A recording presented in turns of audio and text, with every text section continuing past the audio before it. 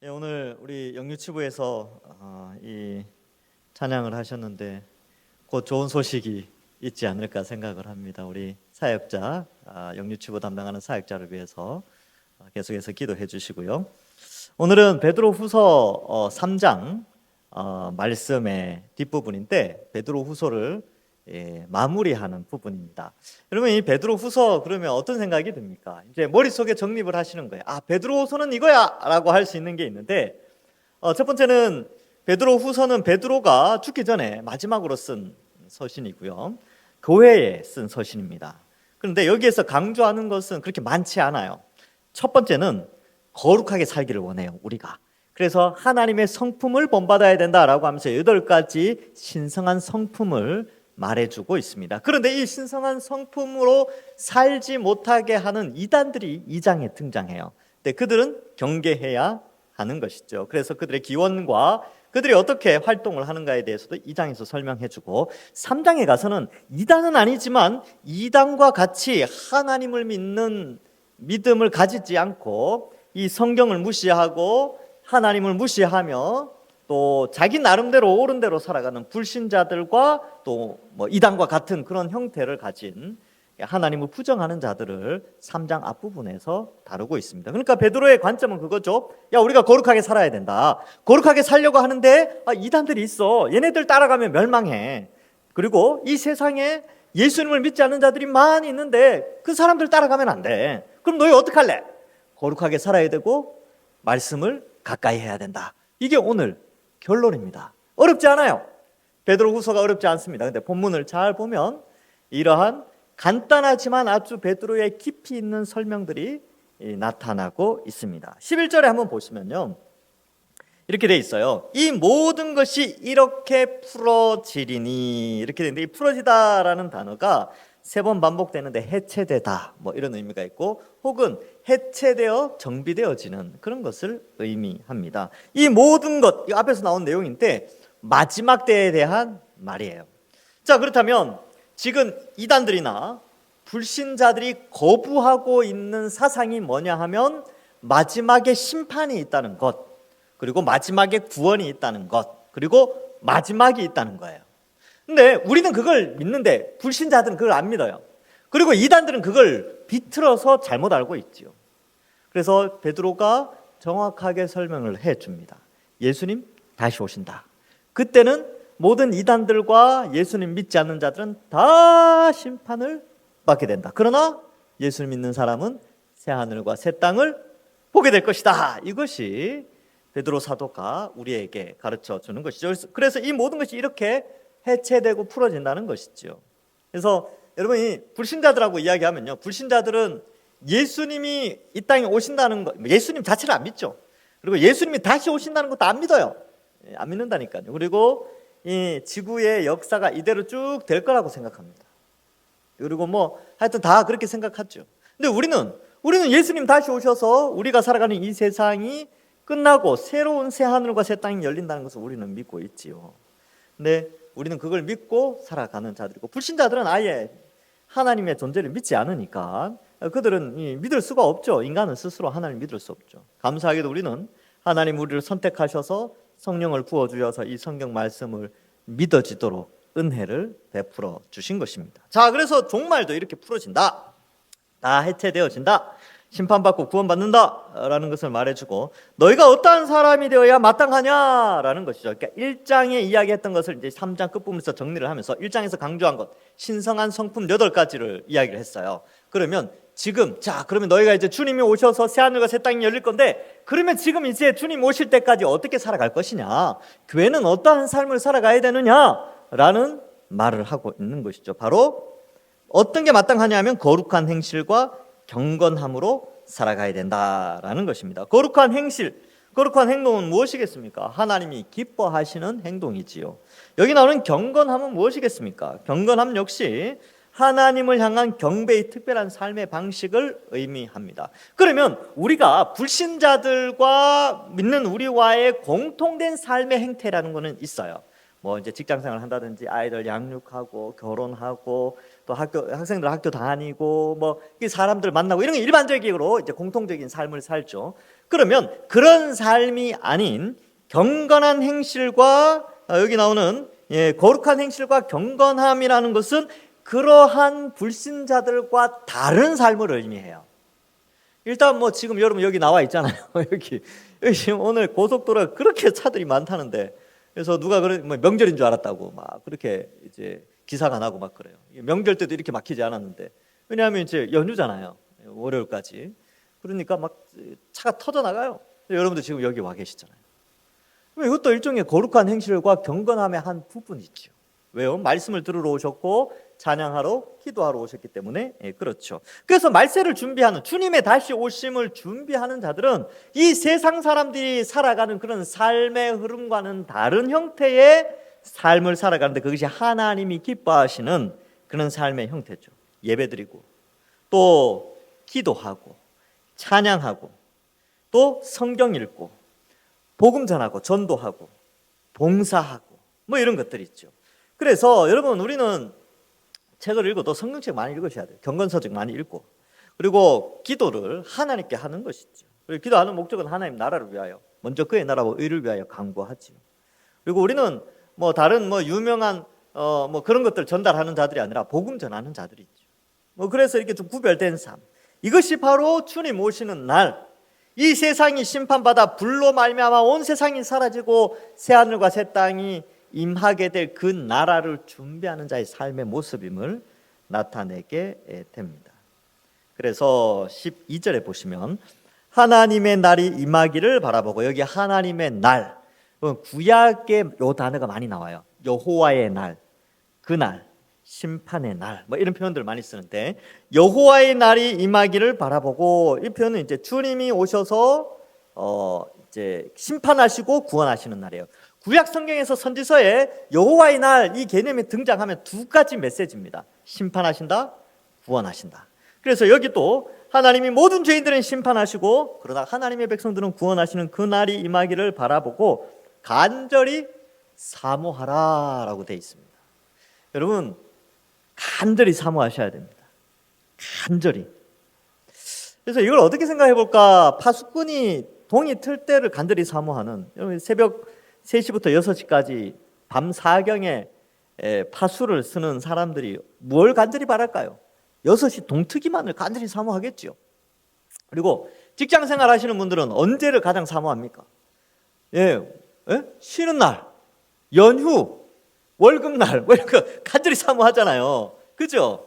그런 사모함이 있단 말이죠. 간절해요. 그날이 가까울수록 어떻습니까? 사모하죠. 그러니까 어제 기분 어떠셨어요? 어제 우리 직장인들 어제, 오늘 아침 되게 사모하지 않으셨어요? 이제 연휴잖아요. 연휴가 됐죠. 이제 좀 있으면 뭐 휴가 여러분들 나올 거고, 이제 막 그럴 때 막 사모하는 그런 날들을 사모하는 것이죠. 또 이제 월급날 이런 거 사모하시고, 또 뭘 사모하세요? 뭐 그런 거 있지요. 여기에서 사모한다는 게 바로 그런 거예요. 간절히 바라는 거. 세상 사람들은 그러한 이 세상의 것에 모은 것들을 사모하지만, 우리 예수 믿는 사람들은요, 주님 오심을 사모하셔야 됩니다. 간절히 사모하셔야 돼요. 그래서 오늘도 여러분 정말 연휴가 시작되지만 연휴 전에라도 주님 오셨으면 좋겠습니다. 이런 마음으로, 그죠? 그런 마음으로 우리 살아가는 거예요. 하루하루 주님 오늘 오시나, 이런 마음으로 살아가는 것이죠. 그래서 가끔 이제 구름낀 날 한번 보세요. 구름 타고 오신다고 하셨으니까 저 구름 타고 오시려나, 이렇게 한번 맑은 날을 보면 오늘 안 오시려나 뭐 이렇게 생각할 수도 있는데, 어쨌든 우리가 이러한 마음이 있어야 된다는 거예요. 이렇게 생각할 때에 이 세상의 여러 가지 어려움들, 고난들, 또 거짓된 것들을 분별하면서 거룩하고 경건하게 살 수 있는 신앙이 생겨나게 됩니다. 자, 그래서 간절히 사모해라. 그러면 여러분 오늘 이제 생각해 보는 거죠. 내가 지난 한 주간 뭘 사모하면서 살았는가? 그래, 다시 주님 오심을 사모해야 되겠다. 이런 마음을 가지시면 되는 겁니다. 저도 그래요. 저도 어떻게 항상 주님 매일마다 주님 오시옵소서 이렇게 기도하겠습니까? 그러나 이렇게 말씀을 보고, 때로는 누군가가 이렇게 아파서 막 힘들어하고 그런 거 보면, 또 누군가가 이렇게 뭐 여러 가지 상황으로 어려워지고 막 힘들어 하시는 거 보면, 그때마다 이제 저는 주님 빨리 오셨으면 좋겠다 이런 생각을 하는데, 여러분들도 말씀을 통하여 또 그러한 상황들 속에서 주님의 오심을 간절히 사모하시길 바랍니다. 그래서 뭐 어떤 분은 그래요. 그래도 자, 적금 들어놓은 게 있어서 적금 탈 때까지는 오시면 안 된다고 이런 분들이 있는데 아니요. 예, 주님 오시면 그 적금 그냥 휴지 조각이에요. 아무것도 아니라니까요. 그래서 주님 오시는 게 최고의 축복입니다. 자, 그래서 그날에 하늘이 불에 타서 풀어지고, 여기 또 풀어지고 나오죠. 해체되어진다 이런 뜻입니다. 물질이 뜨거운 불에 녹아지지요. 그래서 이 표현은 우리가 지금 바라보고 있는 이 지구의 어떤 환경들, 이 가치관 체제나 이런 생태계들이 완전히 달라진다는 것을 표현하고 있습니다. 해체되어지는 거죠. 지금의 생태계나 지금의 문화나 질서 뭐 이러한 것들이 전혀 새로운 형태로 만들어지는 거죠. 그래서 이 새라는 단어를 설명했죠. 기존에 있지만 완전히 새롭게 바뀌는 거예요. 없던 것에서 생겨나는 게 아니고 원래 있던 그런 질서들은 무너지고 완전히 새로운 질서로 세워지죠. 이 생태계도 회복되어지고 정말 이 이사야가 기록한 그 말씀처럼 사막의 샘이 넘쳐오르고 그 사자와 어린 양이 같이 뛰어놀고 어린이가 독사굴에 손 넣어도 괜찮은 그런 세상이 이제 열리겠지요. 저는 그렇게 열렸으면 좋겠습니다. 하나님이 새하늘과 새 땅을 그렇게 만드셨으면 좋겠어요. 미세먼지도 없고, 그렇죠? 요즘 꽃가루 많이 날리니까 그런 꽃가루 알러지도 없고, 또 질병도 없고, 죽음의 아픔도 없고 그런 세상이 열려지는 것이죠. 그래서 그때에 이 심판과 구원이 동시에 일어납니다. 이 세상을 심판받아요. 이 세상의 모든 체계들은 다 사라지고 또 모든 죄인들과 악인들과 귀신들과 마귀는 이제 다 불못에 영원한 최후 심판의 최후 형벌을 받게 되는 것이지요. 그리고 13절에 우리는 그의 약속대로 의가 있는 곳인 새 하늘과 새 땅을 바라보도다 이렇게 기록하고 있습니다. 그래서 우리는 새 하늘과 새 땅을 바라봐야 돼요. 그래서 뭔가를 바라본다는 게 참 중요하죠. 여러분 신앙생활 하시고 가족을 이끌어 가시고 가족과 함께 이제 살아가는데 뭔가 목표점이 있을 거 아니에요. 여러분 동산교회에 나와서 신앙생활 하는데 이 신앙생활의 목표점이 어디에 있습니까? 그죠? 우리는 누군가는 대부분의 사람들은 뭔가를 목표로 삼고 그걸 바라보고 살아가게 되어져 있습니다. 그런데 우리가 바라봐야 될 것은 바로 새 하늘과 새 땅을 궁극적인 목표 지점으로 목적으로 살아가는 것이죠. 그래서 이 비전을 어디에 두는가? 하나님 나라, 완성될 하나님 나라에 두는 것이 굉장히 중요하다. 그래서 땅을 바라보면요, 저나 여러분들이나 다 약해요. 이 땅을 바라보면 너무나 연약한 자신을 발견하게 됩니다. 아무것도 아닌 것 같고 비루해 보이기도 하고 이 땅을 바라보면 그런데 천국 바라보면요 소망이 생겨요. 그래, 주님 오시면 이 현재 이 모든 어려움들이 다 극복되어지겠구나 이렇게 되는 것이죠. 그래서 새 하늘과 새 땅을 바라봐야 합니다. 저도 가끔씩 그래요. 고민 있고 스트레스 받고 뭘 하고 그러다가 말씀 보면서 천국이 준비되어 있다 이거 보면 이제 그거 바라보면 또 이제 회복의 힘이 생깁니다. 그리고 기도할 맛이 나요. 근데 이제 말씀 안 보면 기도할 힘도 없어요. 어떤 사람들한테 너무 힘들어요. 그래서 그럼 기도하십시다. 그러니까 목사님 기도할 힘도 없어요. 그럼 어떡하라는 겁니까? 그래서 그때는 제가 이야기해요. 말씀을 보십시오. 말씀 보셔야 됩니다. 말씀을 보면 기도할 힘도 생겨나게 되는 것이죠. 그래서 이제 14절 이하에 그러므로 이제 마무리를 하죠. 결론을 내립니다. 사랑하는 자들아 너희가 이것을 바라보노니 이것은 뭐겠습니까? 심판과 구원. 이 세상은 언젠가 이 질서 세계와 이 타락한 문명과 타락한 세상과 이 오염된 세상은 다 끝날 날이 있어요. 그리고 악한 것들은 다 심판받는 날이 있습니다. 그리고 예수님 믿는 사람들은 다 구원받아서 완전한 부활의 몸으로 영생 복락을 누릴 날이 있다는 것이죠. 이것을 바라보니 주 앞에서 점도 없고 흠도 없이 평강 가운데서 나타나기를 힘쓰라 이렇게 표현하고 있습니다. 그래서 여러분 이 점도 없고 흠도 없이 이 표현이 앞에도 나오는데 점도 있고 흠도 있는 것이 바로 2장에 나온 이단들이었어요. 점과 흠이 많았죠. 성경을 함부로 해석하고 죄악된 길로 멸망의 길로 인도한 자들이었는데 우리는 점이나 흠 없는 이 표현은 구약의 제사 용어입니다. 제물로 하나님께 제물로 드리는 그 양이나 소나 뭐 염소나 뭐 비둘기나 이런 것들은 다 흠도 없고 점도 없어야 돼요. 순결한 것을 바쳐야 되는 것이죠. 정한 것을 바쳐야 되는데 우리가 바로 그러한 제물이 되어져서 하나님이 기뻐하시는 거룩한 삶으로 점도 없이 흠도 없이 하나님 앞에 살아갈 것을 하나님께서 베드로를 통하여 우리에게 말씀하고 있습니다. 사실 우리 점도 많고 흠도 많죠. 그러면 어떻게 점도 없이 흠도 없이 살아갑니까? 일단 회개하시고, 그리고 성령의 인도하심을 따라 말씀에 순종하시며 살아가는 것이 바로 점도 없고 흠도 없이 살아가는 것입니다. 어떤 사람은 신앙생활 5년, 10년, 20년 하는데도 늘 똑같아요. 문제가 있습니다. 원래 예수 믿는 사람은요, 이 말씀에 순종하고 회개하면서 살아가기 때문에 5년, 10년, 20년 지나가면 그 인품과 인격이 그리스도를 닮아 빛과 소금의 역할들을 감당하기 때문에 표가 나요. 근데 아직도 이러한 부분에 있어서 발전이 없다면 자신을 돌아봐야 됩니다. 내가 정말 점이나 흠 이런 거 없애려고 노력하는가? 그래서 여러분 그 피부과에 가도 점 빼는 거 그렇게 비싸지 않아요. 그죠?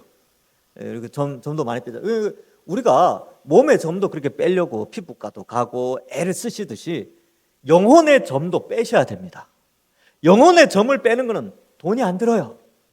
기도하면 됩니다. 시간이 좀 들긴 하네요. 하나님께 기도하고 또 이제 마음의 결단이 필요하죠. 피부과 가는 것도 결단이 필요하듯이 여러분 내가 거룩하게 살아야지라고 하는 결단 필요하다니까요. 점도 없이 흠도 없이 평강 가운데, 그러니까 점도 없고 흠도 없이 살아가는 자는 평강을 누리게 됩니다. 그러면 반대말은 불안한 사람은 누굴까요? 점과 흠이 많은 사람은 불안해요. 언제 주님 오실까? 주님 오시면 불안한 거죠. 왜? 심판받을까 봐. 그런 사람들은 불안한 거예요. 근데 점도 없고 흠도 없이 살아가는 사람은요, 주님 빨리 오시기를 기대한다니까요. 지금 당장 오면 감사하죠. 예, 구원에 이르기 때니까. 구원의 확신이 있으니까요. 근데 늘 죄 짓고 나쁜 짓 하고 이런 사람들은 불안해요. 주님 오시면 심판받으니까. 예. 그래서 평강 가운데 나타나기를 힘쓰라, 이 말은 그런 불안한 마음 없이, 즉 점도 없이 흠도 없이 거룩하고 거룩한 행실과 경건함으로 살아가는 자는 평안한 가운데 주님을 맞이할 수 있습니다. 그런 의미가 있는 것이죠. 그래서 자신을 좀 돌아볼 필요가 있다. 지금 이제 베드로 후서의 관점은 두 가지예요. 거룩에 대한 문제, 말씀에 대한 문제. 그래서 지금 이 부분은 이제 14절 결론 내리면서 우리가 경건하게 살아가야 된다라는 것을 말해주고 있습니다. 오늘날 이것이 많이 좀 약화됐어요. 그리스도인들이 이 경건과 거룩에 대한 문제에 있어서 굉장히 둔해졌습니다. 왜냐하면 시대가 그만큼 타락을 했기 때문에 조금만 평범하게 살아도 거룩하게 보이는 착시 효과, 이것 때문에 그래요. 그러니까 나는 평범하게 사니까 나는 거룩해, 이렇게 생각하는 사람들이 많다는 거예요. 착시입니다. 아니요, 그건 평범한 거예요. 성경이 우리에게 요구하는 평범한 삶이 아니라 거룩한 삶이고 경건한 삶이에요. 평범한 수준을 넘어서서 빛과 소금의 역할을 나타내야 되는데, 시대가 워낙 어두워지고 타락하니까 평범하게만 살아가도 그걸 경건으로 착각하는데 그렇지 않습니다. 경건하게 살아야 됩니다. 하나님이 기뻐하시는 경건한 삶을 살아야 되는 것이죠. 그래서 어두움에 있는 자들이 경건하게 살아가는 사람들을 보면 좀 유별나 보입니다. 쟤는 시대에 맞지 않아, 쟤는 좀 이상해, 쟤는 막 손해보고 살아, 이렇게 생각한다는 거예요. 그런데 또 한편으로는요, 존경합니다. 그리스도인임을 나타내고 경건하고 또 거룩하게 살아가면요, 불신자들이 아무리 타락해도 그 빛과 소금을 통하여서 그들을 존경해요. 칭찬합니다. 이런 약간의 아이러니가 있어요. 조롱하지만 또한 두려움을 가지고 존경을 하는 것이 바로 빛된 그리스도인의 삶, 거룩한 행실과 경건을 통하여 나타나는 삶이죠. 그래서 우리도 우리 자신을 좀 돌아봐야 됩니다. 내가 지금 평범한 걸 경건으로 오해하고 있지는 않은지, 경건의 삶을 살아가는지 한번 돌아보는 것이지요. 그래서 14절 끝에 보면 힘쓰라라고 되어 있어요. 힘쓰라. 이러한 이 점도 없고 흠 없는 거룩한 행실과 경건함을 힘써야 됩니다. 하나님이 알아서 해주겠지 그게 아니고 하나님이 우리에게 알아서 하도록 힘쓰래요. 우리 노력을 해야 된다는 거죠. 이게 바로 인격적인 관계거든요. 우리는 로봇가 아니잖아요. 경건하게 살도록 프로그램화된 기계가 아니에요. 하나님의 형상을 닮아 지성과 감정과 의지를 가진 인격체로서 우리가 애쓰고 힘써서 하나님께 영광 돌리는 것을 하나님은 기뻐하십니다. 그래서 힘쓰라 라고 하는 것이죠. 15절에 또 우리 주의 오래 참으심이 구원이 될 줄로 여기라. 이게 왜 이 내용이 나오냐면 주의 오래 참으심이 있음으로 말미암아 주님이 재림하신다는 것이 자꾸 연기되는 것처럼 보이고 그것 때문에 오해를 한다는 거예요. 주님 안 오신다. 야, 만물이 만들어지고 나서부터 이때까지 그냥 있어 왔는데 주님이 오셔서 새하늘과 새 땅이 된다고? 아니야 라고 하는 자들에게 그런 오해를 가지고 그렇게 말씀을 왜곡하고 주의 재림이나 마지막 때 역사의 마지막을 부정하는 그런 자들을 바라보면서 그리스도인들은 아니다. 주님이 오래 참으시고 있다라는 것을 알라는 것이지요. 그래서 이것은 3장 9절을 배경으로 하고 있습니다. 3장 9절에 보면 주의 약속은 어떤 이들이 더디다고 생각하는 것 같이 더딘 것이 아니라 오직 주께서는 너희를 대하여 오래 참으사, 여기 오래 참으사 나오죠. 주님이 오래 참으사 아무도 멸망하지 아니하고 다 회개하기에 이르기를 원하시느니라. 주님이 빨리 오신다 그래놓고 왜 이렇게 빨리 안 오십니까? 많은 사람이 구원받도록 하기 위해서 기회를 주시는 거예요. 그러나 예수님이 뻥치신 겁니까? 속히 오신다고 그래놓고 내가 반드시 속히 오겠다라고 했는데 왜 아직도 안 오십니까? 벌써 2000년이 지났는데 라고 생각할 수 있는데 여러분 잘 생각해 보세요. 자, 하루살이에게 있어서는 하루가 한 살이죠. 하루 24시간이 한 살입니다. 한 살이. 우리의 한 살이는 100년이에요. 그렇죠? 근데 우리 입장 100년의 삶을 살아가는 우리 입장에서 하루는 어때요? 하루는 순식간이죠. 하루는 그냥 쑥 지나가잖아요. 오늘 아침에 눈 떴다가 벌써 저녁 됐어요. 그렇죠? 굉장히 짧죠. 근데 하루살이의 입장에서는요, 평생이에요, 평생. 그렇죠? 그러면 주께서 1000년은 사람의 한 살이가 10번 반복되는 거예요.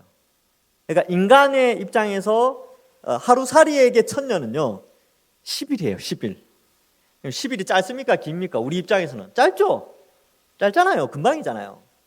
근데 주님께서는 그 1000년이 밤의 한 점과 같아요. 순식간에 가는 거죠. 그런 개념이 있기 때문에 예수님께서 내가 속히 오겠다. 이것은 영원히 존재하는 예수님의 입장에서 2000년, 3000년, 4000년 이거는 그냥 순식간, 이건 밤의 한 점과 같은 거예요. 그 개념이 있는 거예요. 이거 주님 속히 오십니다. 언제 오실지는 알지 못하지만. 그래서 우리의 입장에서 100년밖에 살지 못하는 우리의 입장에서는 언제 주님 오실지 모르니까 우리는 경건하게 살아가야 되죠. 근데 우리의 입장에서 볼 때 주님이 아직도 2000년 동안 안 오셨다고? 에이, 안 오시겠네 라고 하는 자들을 경고하고 있습니다. 주님이 지금껏 안 오는 이유는 오래 참으심 때문이다. 왜? 많은 사람이 구원받도록 하기 위해서. 바울 사도가 이것과 조금 연결되어져서 로마서 11장 25절과 26절에 약간의 힌트도 줍니다. 거기에 보면 형제들아 너희가 스스로 지혜 있다 하면서 이 신비를 너희가 모르기를 내가 원하지 아니하노니 이 신비는 이방인의 충만한 수가 들어오기까지 이스라엘의 더러는 우둔하게 된 것이라. 그리하여 온 이스라엘이 구원을 받으리라. 기록된 바 구원자가 시온에서 오사 야곱에게 경건하지 않은 것을 돌이키겠고 이렇게 되어 있죠. 여기 이제 세 가지 비밀을 설명하는데 첫 번째는 이방인의 충만한 수가 들어올 때까지가 있다는 거예요. 그러니까 하나님이 계획하신 이방인의 구원의 숫자가 있어요. 하나님 그때까지 오래 참으십니다. 그리고 이 민족적 이스라엘이 그때까지는 예수님을 믿지 않는다라는 것을 좀 설명하고 있죠. 그래서 더러는 우둔하게 되어진 것이 이방인에게 충만한 구원의 수가 차기까지 유대인들은 더러라고 되어 있지만 대부분 많은 사람들이 안 믿죠. 그러나 온 이스라엘, 뒤에 나오는 이스라엘은 제가 이제 해석을 할 때는 역사 속에 예수님을 믿어온 유대인들, 그리고 예수님 오시기 직전에 또 많은 하나님의 은혜로 회심하게 될 유대인들, 그들 다 합쳐서 이방인의 충만한 수와 유대인의 충만한 수가 구원을 받게 되는 것이죠. 근데 그때까지 하나님이 지금 오래 참고 계세요. 예수님이 오래 참고 있다는 것을 우리에게 말씀해 주고 있습니다. 그러니까 주님 오십니다.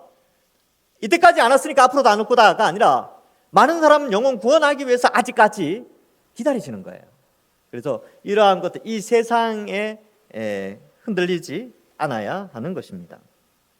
우리가 사랑하는 형제 바울도 그 받은 지혜대로 너에게 같이 썼고, 그래서 바울의 종말론 데살로니가 전서나 고린도 전서 15장이나 뭐 빌립보서나 이런 데서 보면 바울이 설명하는 마지막 때의 설명이 있어요. 그리고 요한도 그것을 설명하죠. 근데 이 베드로 사도가 이것을 쓸 때는 요한의 계시록이 아직 나오지 않았던 때인 것처럼 때이라고 저는 좀 판단을 하는데, 그러나 바울이 쓴 서신들은 많이 회람되고 있었던 그런 상황이었죠. 그러니까 베드로 사도가 이 편지를 쓰면서 바울도 이와 같이 썼다라는 겁니다. 주님 곧 다시 오시고 또 새하늘과 새 땅이 열릴 것이라는 것을 가르쳐 주기에 심판받을 자들이 있고 구원받을 자들이 있으니까 너희는 경건하게 살아야 된다. 자, 16절에 표현되는데 16절은 약간 보충 설명인데요. 또 그 모든 편지에서도 이런 일에 관하여 말하였을 때, 바울의 편지죠. 그 중에 알기 어려운 것이 들어있는데 무식한 자들과 굳세지 못한 자들이 다른 성경같이 그것도 억지로 풀다가 스스로 멸망에 이르느니라. 이거 2장에서 설명했던 이단들, 그리고 3장의 초반에 나왔던 불신자들 혹은 이단의 사상에 물든 자들, 세상 종교에 빠져 물든 그런 자들은 다 이 성경을 잘못 해석하고 있는 것이죠. 여기 무식한 자들이라고 되는데 무식하다라는 표현보다는 단어를 찾아보니까 교육받지 못한 자들, 이런 의미예요. 성경 교육을 제대로 받지 못한 자들. 두 번째, 굳세지 못한 자들은 교회 안에 들어왔는데 교육받지 못한 그러한 교육에서 좀 멀어져 있는 그러한 자들을 의미하고 있습니다. 그래서 아직 신앙이 견고하지 못하여 계속 교육을 받고 자라가야 하는 교회 안의 사람들을 설명해 주고 있어요. 그래서 구원받았다라고 하기에는 좀 애매하고 교회 공동체 안에 들어왔는데 아직 말씀을 듣고 믿음이 생겨나야 되는 그러한 대상들을 표현하는 것이 아닐까, 이렇게 해석을 하고 있습니다. 그래서 여기 뒤에 보면 이런 사람들을 이단들이 이제 많이 빼내나가죠. 다른 성경과 같이 그것도 억지로 풀다가 스스로 멸망에 이른다. 이단들의 전형적인 특징이 있죠. 억지로 푼다라고 하는데, 억지로 풀다라는 단어가 이게 비틀다 이런 뜻이 있습니다. 그래서 비틀어서 고통을 안기다 이런 뜻이에요.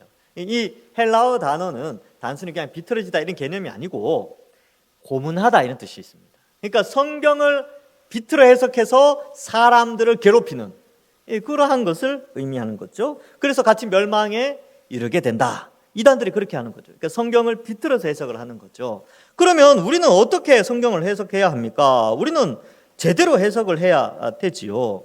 그래서 우리가 가진 성경을 해석하는 방식은요, 전통적으로 해석하고 정통적으로 해석해야 됩니다. 제 발음이 정확했는지 모르겠는데, 그래서 제가 자막을 좀 준비했습니다. 여러분, 이 성경을 바르게 알아가려면 전통과 정통을 알아야 됩니다. 전통은 뭐냐면 전할 전자의 큰 줄기통, 공동체에서 역사적으로 형성 축적되어 계통을 이루며 전하여 내려오는 사상, 관습, 행동 따위의 양식 또는 그 핵심을 이루는 정신. 사전에, 국어 사전에 나오는 걸 제가 자막으로 넣었습니다. 그래서 우리 교회 공동체 안에서 공통적으로 우리 믿음의 선배들이 쭉 가지고 왔던 올바른 이해, 교리들을 전통이라고 하고요. 그 전통들 중에 정통이라는 게 있습니다. 정통은 바를 정자의 큰 줄기 통자인데 가장 바르게 내려오는 근본적인 계통이에요. 가장 바르게 2000년 기독교 역사 속에서 내려오는 여러 가지 줄기가 있는데 그 가운데서 가장 바른 교리들, 이것을 우리는 바로 정통이라고 합니다. 그래서 여러분, 교회에서 신앙생활을 하면서 우리가 하나님의 말씀을 알아갈 때는 전통적인 것과 정통적인 것을 바르게 알아가야 됩니다. 이단들은 이 두 가지에서 다 벗어났어요. 왜냐하면 비틀었으니까. 말씀을 비틀어 해석하여 스스로 고문을 당하여 멸망을 당하니까 그들이 그렇게 말씀을 함부로 해석하는 것이죠. 그래서 조심하셔야 됩니다. 같이 고문받는다니까요. 이 단어의 의미를 생각하면 이단에 빠지면 같이 고문을 당하는 거예요. 비틀어서 같이 멸망을 당하는 것이죠. 우리는 바르게 전통적이고 정통적인 신앙을 고수해야 합니다. 그래서 여러분, 제가 굉장히 좀 보수적이에요. 보수적이라는 표현이 성경 해석에 있어서 굉장히 보수적입니다. 그래서 좀 철저해요. 그래서 최근에 뭐가 부흥하고 뭐 이게 성장하고 이런 것 갖다 쓰면은 교회가 성장한다라고 했을 때 그것이 전통적인 방법이나 정통적인 방법이 아닐 때는 받아들여서는 안 됩니다. 위험해요. 그런 것들이 지금 많이 유행을 하는 시대고, 그런 것들이 성공했다라고 하면서 책으로 펴지고 막 이렇게 하는데, 이 마지막 때 아마 더 이런 일이 일어나지 않나 이런 생각을 합니다. 그래서 진리에서 떠나게 되죠. 그리고 진리를 비틀어 버립니다. 그러한 내용들이. 우리 교단에서는 이걸 철저하게 좀 하려고 많이 애쓰고 있습니다. 애쓰고 있는 가운데 있어요. 그래서 많이들 이제 좀 그렇게 하는데, 어쨌든 가장 핵심 가운데 있어요. 장점은 그래도 우리 교단에서 뭔가 결정을 하면요, 타 교단에서 그거 다 따라해요. 우리의 결정을 많이 따라합니다. 왜냐면 우리가 그만큼 이제 안전하니까. 안전해서 그렇습니다. 자, 그러므로 이제 17절 마지막 결론이죠. 14절에도 그러므로, 17절에도 그러므로. 그래서 앞에서는 경건에 힘쓰고 헛된 해석에 조심해라. 그러면 어떻게 하느냐? 17절에 그러므로 사랑하는 자들아, 너희가 이것을 미리 알았은즉 무법한 자들의 미혹, 앞에 나왔던 억지로 말씀을 푸는 우리 2장에 나왔던 이단들과 3장에 나왔던 하나님을 부정하는 불신자들, 이러한 것들, 무법한 자들의 미혹에 이끌려 너희가 굳센 데서 떨어질까 삼가라. 그래서 이 무법한 자들의 미혹을 삼가해야 된다고 되어 있는데, 삼가다라는 단어가 피하다라는 뜻이 있습니다. 피해야 돼요. 이게 접촉점을 많이 가지면 안 된다는 거예요. 이거 막 궁금해가지고 이거 뭐지? 우와, 신기하다라고 들어가면서 거기에 물들어 버립니다. 그러면 여러분, 자, 이단 사상은 우리가 잘 이제 대체적으로 좀 피해요. 그렇죠? 근데 불신자들이 가진 그 하나님을 부정하는 사상들 있잖아요. 이런 것들에 대해서는 굉장히 접촉성이 강합니다. 뭘 통해서 많이 접촉하냐 하면, 이번 대중매체죠. 영화나 인터넷이나 드라마나 이런 것을 통하여서 많이 접하게 되고, 인스타그램, 페이스북이나 이런 이 SNS라고 하죠. 이런 것을 통해서 우리는 믿지 않는 자들의 타락한 어떤 잘못된 혹은 인본주의적 사상을 굉장히 많이 받아들이고 있고 접촉하고 있어요. 원래 피해야 되는데 많이 접촉해요. 그래서 사회학적으로도 사회학적으로도 봐도 그런 것들 굉장히 좀 문제가 되는 것들도 많이 있습니다. 그 아시아 그런 게 있어요. 아시아 국가의 행복 지수가 낮아지고 결혼율이 떨어지는 이유. 유럽의 어떤 학자가 연구한 것이 막 그렇대요. 인스타그램의 발전이 큰 역할을 했다. 왜냐하면 인스타그램은 잘 나가는 사람들, 성공한 사람들, 자기 자랑을 위해서 하는데, 자기는 그렇게 못 사는, 잘 사는 사람이 거의 한 10%, 20%가 인스타그램을 하는데 80%의 평범한 사람들이 그걸 보면 자기 비관에 빠진다는 거예요. 야, 내가 이렇게 해서 어떻게 결혼하겠냐? 이 사람들은 이렇게 잘 먹고 잘 살면서 결혼하는데, 나는 준비도 안 되는데 어떻게 결혼하지? 결혼을 안 한다는 거예요. 그런 문화가 있다는 거죠. 제가 단적인 예를 들었는데, 그만큼 뭔가를 접촉하는 것, 가까이 하는 것의 위험성을 제가 설명을 드렸는데, 그러면 여러분 여기에 나오는 이단들이나 혹은 이 세상의 타락한 문명들을 접촉하지 않으려고 애를 써야 됩니다. 접촉하지 않으려면 접촉하는 시간을 줄이면 돼요. TV도 적당히 보시고 너무 많이 보시지 마시고, 인스타그램이나 이런 거 웬만하면 저는 하지 말라고 해요. 페이스북 이런 거 그냥 그죠. 그리고 이제 물론 이제 인스타그램이나 페이스북 이런 것을 통해서 이제 복음을 전하고 하나님 영광 드러낸다면 얼마든지 하죠. 근데 그런 거 말고 자기 자랑하려고 그걸 사용한다면 좀 절제를 해야 됩니다. TV도 너무 빠져들면 안 돼요. 요즘은 또 OTT가 발전해가지고 전 세계적으로 이제 우리 TV에서 보여주는 그런 것이 아니라 아주 폭력적이고 음란하고 반기독교적인 그러한 드라마들이 얼마나 많이 만들어지는지 몰라요. 그래서 OTT에 나오는 그 전 세계 같이 방영되는 거기에 중에 반기독교적 내용이 너무나 많습니다. 너무나 많아요. 그거 보면 이제 물드는 거죠. 그래서 목회자, 교회, 하나님을 부정하고 비판적인 시각으로 보고 그렇게 가는 거죠. 그게 이제 3장 앞부분에 나오는 그런 불신자들의 모습, 2장에 나오는 이단들의 모습이 그러한 것들이 있죠. 그래서 이러한 가운데 우리에게 요구하는 게 뭐냐? 18절에 오직 우리 주 곧 구주 예수 그리스도의 은혜와 그를 아는 지식에 자라가라. 이게 오늘 설교 제목인데, 그를 아는 지식에 자라가야 됩니다. 하나님의 은혜를 알고 지식을 알아 성장해야 된다. 교회의 본질이 있죠. 그래서 여러분 아까도 이야기했지만 뭔가 삼가 피하잖아요. 피하면 어디론가 피해야 될 거 아닙니까? 뭔가를 피하면 어디로 갈 것입니까? 피해서 어디로 가야 되는지 결정을 해야 될 거 아니에요. 바로 하나님의 은혜 아래로, 그리스도를 아는 지식 아래로 피해야 됩니다. 그럼 피하는 것은 결국 접촉점을 가지는 것인데, 하나님을 알아가는 하나님의 은혜의 접촉점, 그리고 그리스도를 알아가는 접촉점을 많이 가져야 됩니다. 그래서 성경을 좀 더 많이 읽어야 되고요, 기도도 하셔야 되고, 또 좋은 책들도 참고하시고, 또 뭐 유튜브를 하시더라도, 유튜브를 보시더라도 이상한 거 이런 거 듣지 마시고 그냥 찬양 듣는 거는 괜찮습니다. 그리고 말씀이 그렇게 갈급하시면 뭐 동산교회 홈페이지 제가 이제 많이 해놨잖아요. 다 저장해놨어요. 권별 설교까지 다 이렇게 이렇게 해놨어요. 양육 과정도 있고, 그런 걸 통해서 영적으로 공급받으시면 됩니다. 인터넷에 이단들이 얼마나 많은지요. 이단들이요, 요즘은 인터넷을 통해 그 유튜브에 영상 만들어서 홍보해요. 기독교인인 것처럼, 자기들이 진짜 기독교인인 것처럼 그렇게 막 해서 아주 살짝 바꿔가지고, 살짝 뒤틀어가지고 사람들 유혹합니다. 기존 교회 막 이렇게 하게 하고. 그러한 것들을 우리가 조심하긴 해야 됩니다. 어쨌든 우리의 접촉점은, 우리가 피해야 될 것은 말씀 아래로 피해야 하는 것입니다. 우리는 얼마나 말씀을 가까이 하고 있습니까? 우리는 얼마나 이 세상 속에서 말씀의 역할이 얼마나 큰가를 생각하고 있습니까? 베드로 사도는 주님 부르시기 전에 교회 공동체의 마지막으로 이 두 가지를 간절히 원했습니다. 그를 아는 지식에 자라가라. 그래서 교회는 믿는 것과 아는 것에 함께 해야 하는 것이죠. 그래서 에베소서 4장 13절에 이렇게 기록하고 있습니다. 우리가 다 하나님의 아들을 믿는 것과 아는 일에 하나가 되어 온전한 사람을 이루어 그리스도의 장성한 분량이 충만한 데까지 이르리니. 여기 그를 아는 지식에 자라가라라는 것과 에베소서 4장 13절의 내용이 서로 일맥상통합니다. 믿음이 있다면, 하나님의 은혜를 받은 자라면 그리스도를 알아가야 돼요.